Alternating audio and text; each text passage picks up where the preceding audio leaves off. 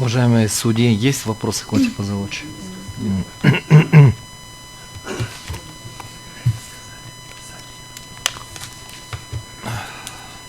Слово для выступления предоставляется обращающейся стороне Вахитову Валерьяну Ахметовичу. Пожалуйста, пройдите к трибуне.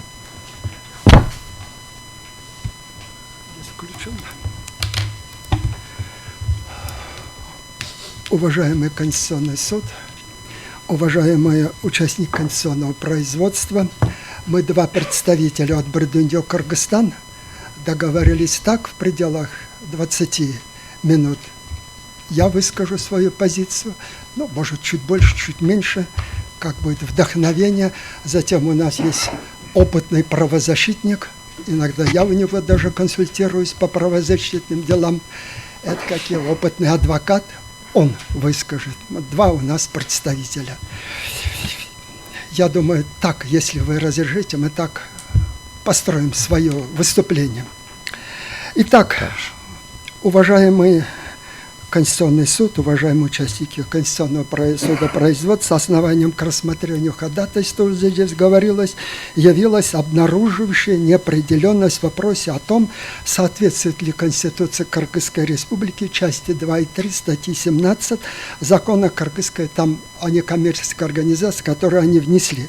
Там две части были. Это размеры, структура доходов, а также сведения, размеры и состав имущества некоммерческой организации, его расходов не могут быть предметом коммерческих. И второй, некоммерческие организации, за исключением государственных, муниципальных, они делают исключение, осуществляют деятельность за счет денежных и материальных средств, представляясь на безвозмездной основе, ежегодно до 1 апреля размещают на сайте налогового органа сводную информацию об исполнении источников формирования денежных средств, направленных их расходования и отчуждения, то есть форма утверждается Кабинетом министров. Такое было. Полагаю, что внесенные изменения в статью 17 закона о некоммерческих организациях в системе действующего правового регулирования не соответствуют Конституции Кыргызской Республики по следующим основаниям.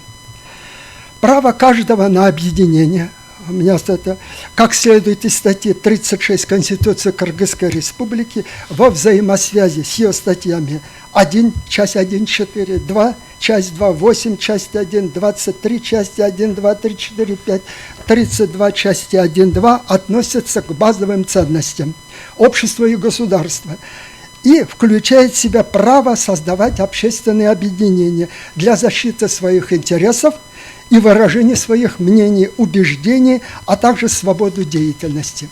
Это зафиксировано во Всеобщей декларации прав человека, о чем, наверное, будут говорить уже эксперты Международного пакта о гражданских и политических правах, я повторяться не буду.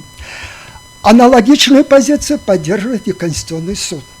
Вот я ссылаюсь всегда на Конституционный суд. Ранее, когда выступал здесь, тоже ссылаюсь на Конституционную палату в своем решении. А 24 октября 2019 года 12 отметила, что конституционное право на свободу объединения является одним из базовых, фундаментальных прав, которые обладают все без исключения. Ну, традиционными формами этого конституционного права является создание и деятельность общественных объединений. Это конституционные этики, то есть обеспечивается участие гражданина в общественной и политической жизни. Значит, активная гражданская позиция граждан, связанная с такими правами, как свобода мнений и убеждений, что находится в строгом соответствии с положениями статьи 32, часть 1, 2 Конституции Кыргызской Республики. Каждый имеет право на свободу мысли и мнения, каждый имеет право на свободу выражения своего мнения.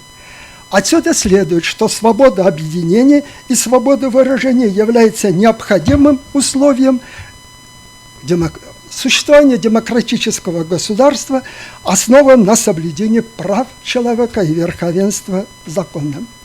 Это принцип верховенства права, справедливость, равноправие утверждение подлинного народовластия, приверженность защиты уважения прав и свобод человека у нас записано в преамбуле Конституции.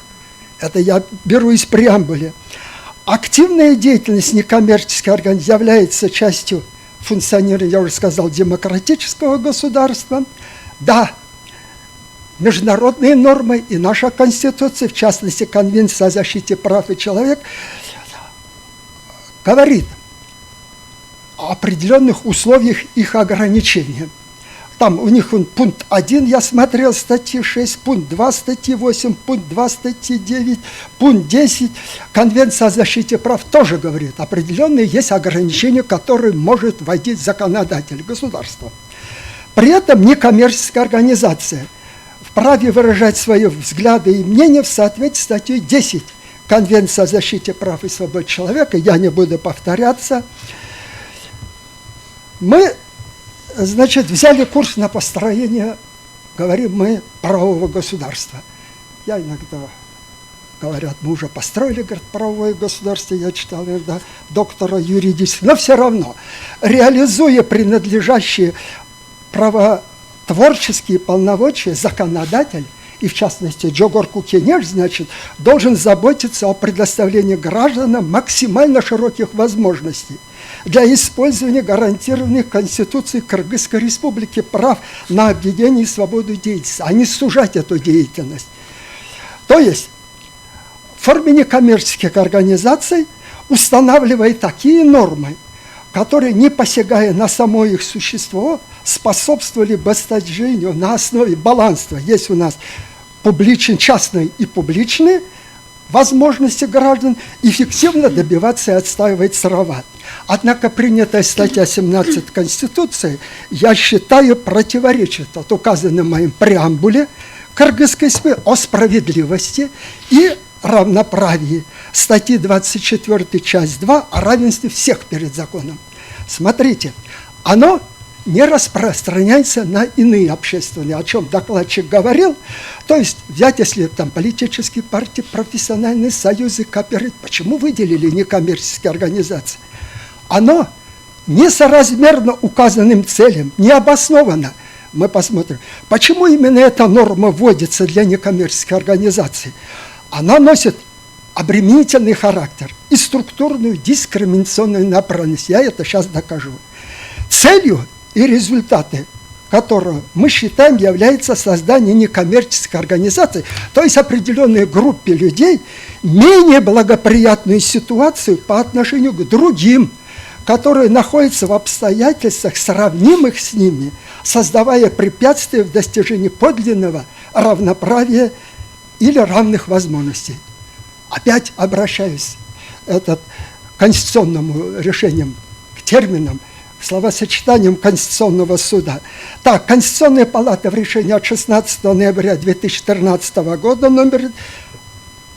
цитирую, принцип недискриминации, закрепленный в Конституции Кыргызской Республики, предполагает создание условий для недопустимости ущемления предназначенных прав, свобод или обязанностей в зависимости от его социальных либо других качеств.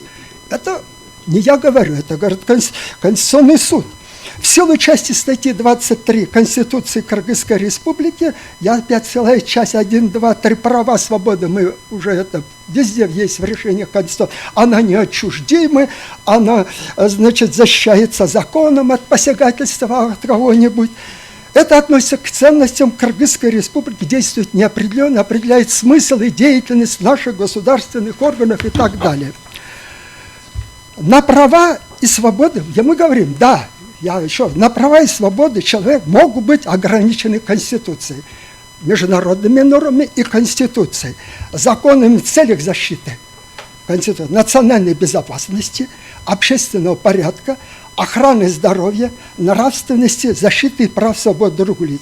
Такие ограничения могут быть введены с учетом особенностей военной или иной государственной службы. Вводимые ограничения должны быть соразмерны указанным целям. Эти словосочетания я тоже взял из решений конституционных палат, конституционных судов. Я ничего не выдумываю. как говорится, всякое новое есть хорошо забытое и старое. В своих решениях Конституционный суд неоднократно указывал о недопустимости произвольного ограничения. Ну вот опять, решение 17 апреля 2018 года, 106. Конституция Кыргызской Республики доключает возможность ограничения прав и свобод человека, однако эти ограничения очерчивают ее границы. В каких границах должны быть ограничения, для достижения которых они могут быть введены. Вводимые ограничения должны быть соразмерны указанным целям. Я это у себя жирным выделил, очень хорошая мысль. То есть эти ограничения, они должны каким-то целям преследовать. Нельзя же, вот были и ограничения права и свободы человека. Здесь Конституционная палата опять же вот говорит, государство, смотрите, может использовать лишь те средства и способы защиты, которые для конкретной правоохранительной ситуации исключают возможность несоразмерного ограничения прав и свобод человека и гражданина. При этом, это Конституционная палата, публичные интересы могут оправдывать ограничение прав и свобод, в том числе, если они адекватны необходимому результату. Вот это очень хорошая такая мысль идет. Смотри, здесь, уважаемый суд, невольно возникает вопрос к представителю Джогорку Кенеша, а насколько изменения вот эти в части 2 и 3 в законодательстве адекватны его результатам? Что хотели добиться вот этим? Нам непонятно. В статье 8, пункт 5, часть 3 Конституции установлен запрет на функционирование общественных объединений, деятельность которых направлена на насильственное изменение конституционного строя, там, подрыв национальной безопасности и так далее. То есть уже определяет, какие общественные объединения могут действовать. Вот статья 8. Поскольку вносимые изменения ограничивают, поскольку вносимые ограничения, обременения касаются прав и свобод человека, это касается не просто так. Непонятно, чем законодатель усмотрел изменения соразмерно указанным выше цели. То есть, имеют ли они цели, установленные в части 2 статьи 23 Конституции, защиты национальной безопасности. Цель какая?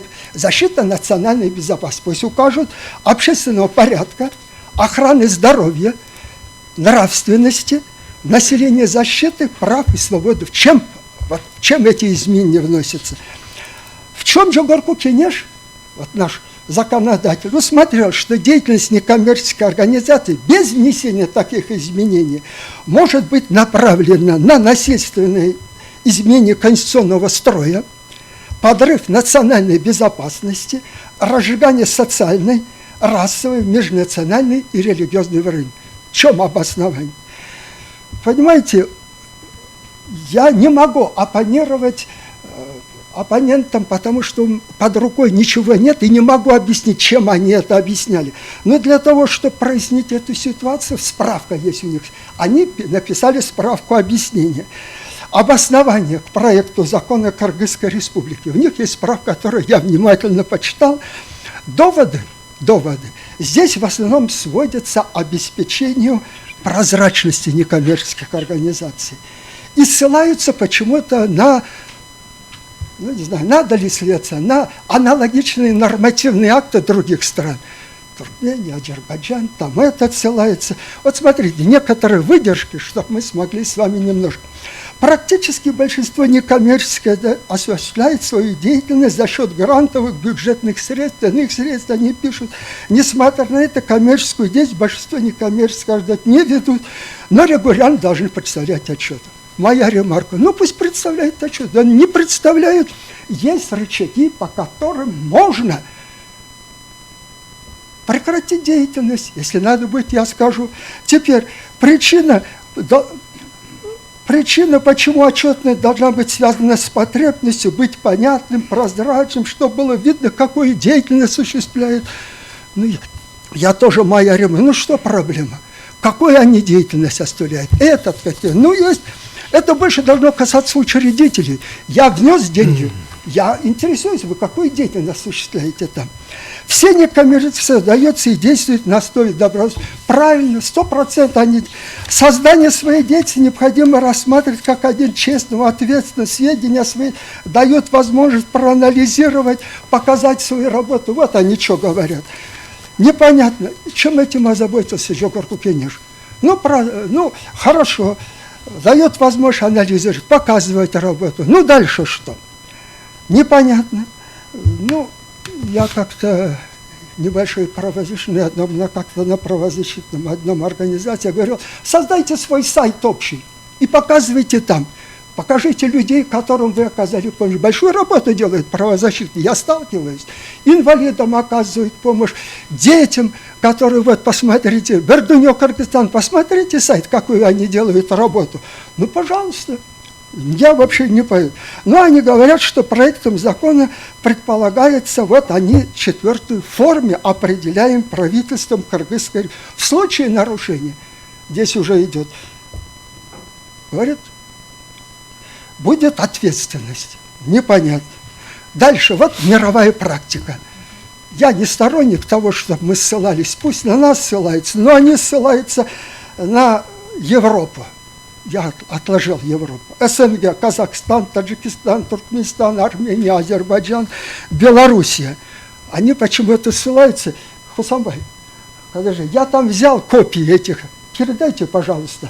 Я не поленился, снял вот эти копии, на которых они ссылаются. Можно будет раздать. Раздайте, пожалуйста.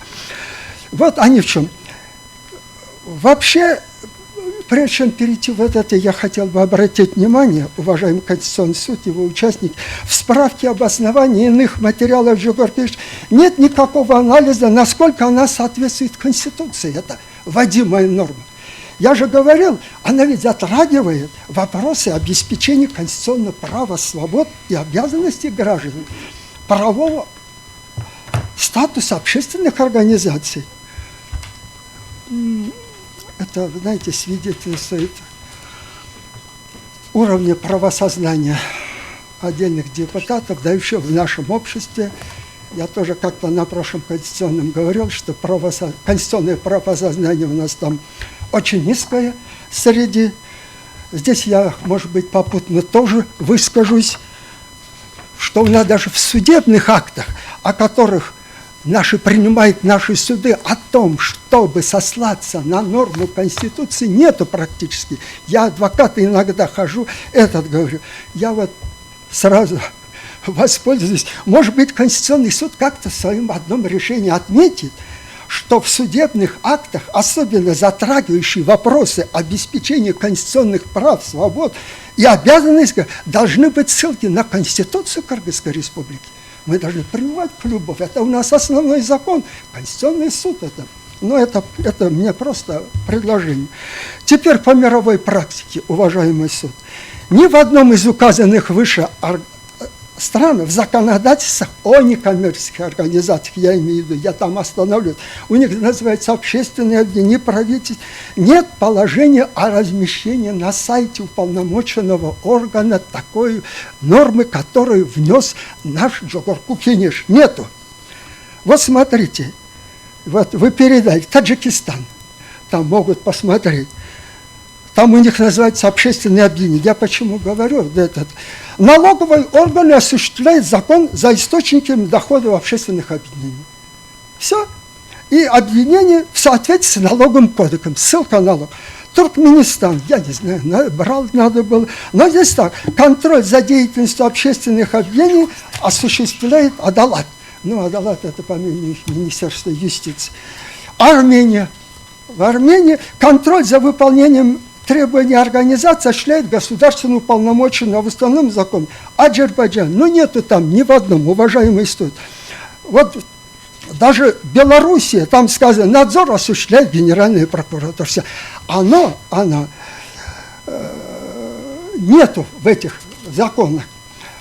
Ну, Казахстан. Вот мне интересно для того, чтобы мы понять, для того, чтобы Казахстан, там действительно они решили ограничить. Есть у них ограничения. В законе у них называется тоже, как у нас, они коммерческие. Вот смотрите, в части 3 статьи они так пишут. Значит, некоммерческая организация осуществляет деятельность за счет предоставленных, вот как у нас, безвозмездно иностранными государствами, международными иностранными организациями, иностранными лицами без гражданства, представляет отчет об использовании данных средств органам государственных доходов в соответствии с законодательством республики.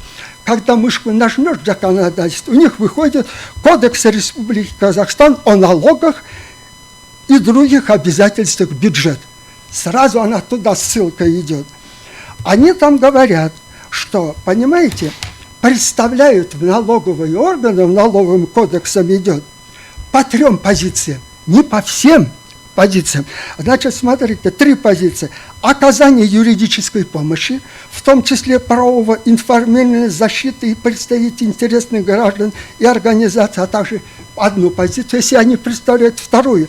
Изучение и проведение общественного мнения в налоговые органы, это в налоговом кодексе прописано, социологических опросов и так далее. И третье, сбор и анализ распространения информации. Это в налоговом кодексе. Ссылка идет на налоговый кодекс. Здесь сидят налоговые представители. Я вот хочу тоже разъяснить. А в целях, предусмотренных вот этим, у них устанавливают уполномоченный орган. То есть налоговые органы устанавливают не кабинет министров, не правительство, а у них налоговый орган устанавливает, какие и в какой форме и как они ведут отчет. Там сказано, порядок ведения налоговым органам базы данных об этих лицах, туда определяется уполномоченным органом, имя определяется. То есть во всех странах перечисленных нету такого, как они там говорят. Может быть, он там найдет, посмотрим. Ну, как бы сказать, здесь мы, как бы сказать, впереди планеты всей. Вот в этом я... Не обижайтесь, это просто мем впереди планеты всей. Это когда-то мы были молодыми, мы под гитару пели, а мы делаем ракеты и перекрыли Енисей, а также в области балета мы впереди планеты всей. Сейчас это мем, вот то, что было, поэтому это просто мем. Не обижайтесь. То есть принятый закон о некоммерческих организациях, понимаете, вот я не знаю, мы посмотрим, она противоречит налоговому кодексу. Налоговые, все, что включается, все налоговые, все обязанности налогоплательщика, они должны включаться в налоговый кодекс. В налоговом кодексе, я посмотрел, такого нету. Вот налоговый кодекс, я там, когда указывал, там мы указывали, мы ссылались на старые нормы, у нас так получилось, протянулось. А сейчас вот новые, от 3 апреля 2023 года, акты налогового законодательства Кыргызской Республики и другие нормативные не должны противоречить настоящему закону. Вот нормативный акт принимается несоответствующим, не имеющим соответствия с настоящим кодексом, если принят с нарушением порядка, установленного законодательства Кыргызской Республики. Имеете право кабинет министров, вот здесь вопрос может быть задан, какие-то определять новые налоговые обременения, обязательства для некоммерческих организаций. Кабинет. Когда это должно Джогорку Кенеша рассматривать у себя на заседании Джогорку Кенеша. И вот это тоже, я, например, считаю, нет. Здесь у нас там права, они там могут, значит, права кабинета министра, четко очерчены в налоговом кодексе, какие права имеет кабинет министров. 49-й прим, по-моему, 49-й прим. Поэтому я не могу понять. Вот статья 64 Налогового кодекса, налоговая тайна об источниках формирования денежных средств, направленных и расходе, а также сведения и при использовании чуда. Ну, дополнительные опять налоговые тайны. Я считаю, что это чрезмерное ограничение деятельности коммерческой организации не является размером. И я говорил, они несоразмерны тем указанным целям. В чем это? Что вдруг они решили, хотите сказать? Источники расходования денежных средств и их расходования, учтен, кстати, Могут проводить органы налоговой службы. Сейчас большие права даны органы. Они даже в рамках уголовно-процессуального законодательства делают. Я взял это, как его, налоговое законодательство. Я не буду останавливаться, мы их допросим. Поэтому я считаю, что вот эти вот внесимые изменения, они не обоснованы ничем. Ну, по порядку принятия я очень коротко, я укладываюсь, но очень коротко по порядку принятия, значит, в порядке пункта 2 части 34 Конституции Кыргызской Республики в Конституционном суде и пункта 3 части 44 и главы 8 регламента нами было заявлено ходатайство о том, чтобы истребовать, о чем говорили, о правозащитной и иной экспертизе. Поскольку закон, значит, мы просили истребовать и компетенцию квалификации лиц, которые проводили эту правовую экспертизу. Мы сослались в часть 1 статьи 20 «Закон о нормативных правовых актах». Там сказано, что проекты нормативных правовых актов по вопросам обеспечения конституционных прав, свобод и обязанностей граждан, правового статуса общественных объединений и так далее, должны, там сказано, подчеркнуто, подлежать правовой, правозащитной, гендерной и так далее. Мы сейчас говорим о правовой экспертизе. Вот. А статья 56 сразу на Конституции, часть 1, устанавливает, что государство обеспечивает права и свободы в порядке, закрепленной Конституцией и законами. Ссылка на 20 статью о нормативно-правовых актах.